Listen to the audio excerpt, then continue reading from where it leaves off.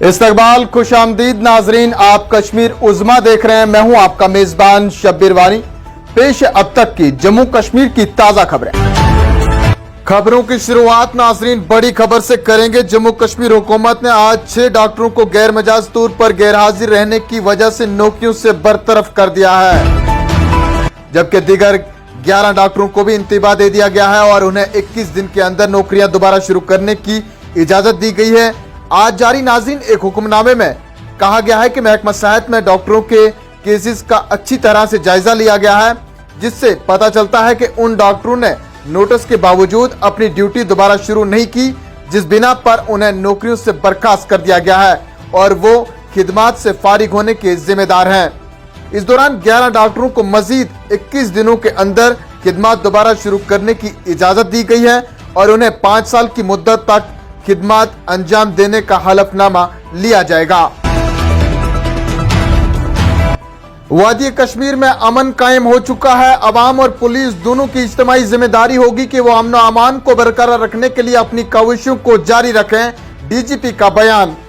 नाज़रीन आपको बताते चलें, थाना दिवस के हवाले से मुनक्किद एक तकरीब के दौरान डीजीपी ने कहा कि दरअंदाजी के लिए पाकिस्तान के एतराफ में अब भी लॉन्चिंग पैड मौजूद हैं, लेकिन सिक्योरिटी फोर्सेस उन्हें लॉन्चिंग पैड से बाहर नहीं आने दे रही है। उन्होंने कहा कि जैनपुरा शोपियान में अस्करियत पसंदों का असल मरकज था और यह सिक्योरिटी एजेंसियों का कारनामा है कि इलाके के हालात को तब्दील कर दिया गया है।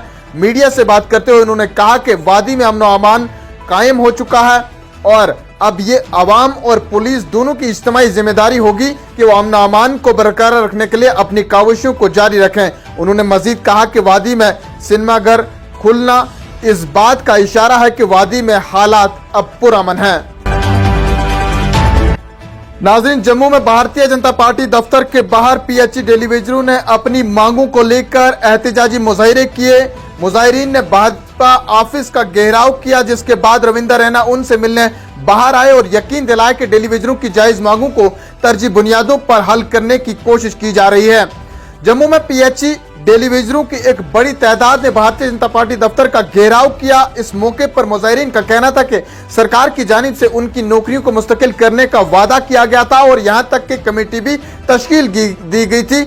मसला अभी भी जूं का तूं है। उन्होंने बताया कि गुज़श्ता दिनों ही जम्मू कश्मीर इंतजामिया ने डेलीवेजरों की तनख्वाहें बढ़ाने और उनकी नौकरियां मुस्तकिल करने की खातिर मीटिंग भी तलब की गई थी, लेकिन उस मीटिंग के दौरान कोई फैसला नहीं लिया गया है। नाज़रीन फिरका वाराना हम आहंगी कश्मीरियत और इंसानियत की एक और मिसाल कश्मीर में कायम करते हुए मुस्लिम पड़ोसियों ने शुमाली कश्मीर के जिला बारामूला के लालपुरा गांव में एक पंडित खातून की आखिरी रसूमात अदा की हैं। लोगों का कहना है कि गुज़श्ता रात उनकी वफात के बाद से ही वो यहाँ मौजूद हैं और गमजदा कुंबे के साथ कंधे से कंधा मिलाकर उनके दुख में बराबर के शरीक हैं।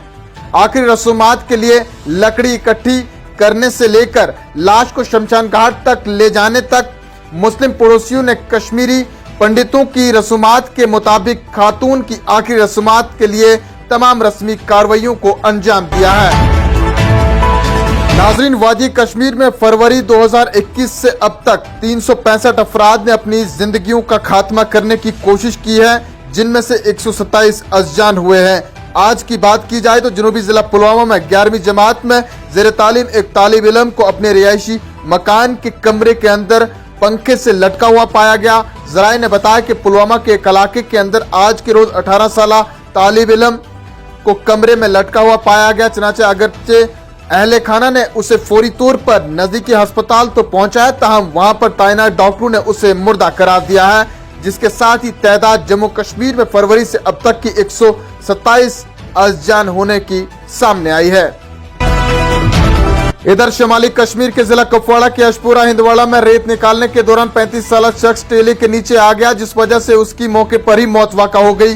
सरकारी जराये ने बताया कि हिंदवाड़ा के अशपुरा इलाके में रेत निकालने के दौरान रेत का भारी भरकम टेला एक शख्स पर गिराया।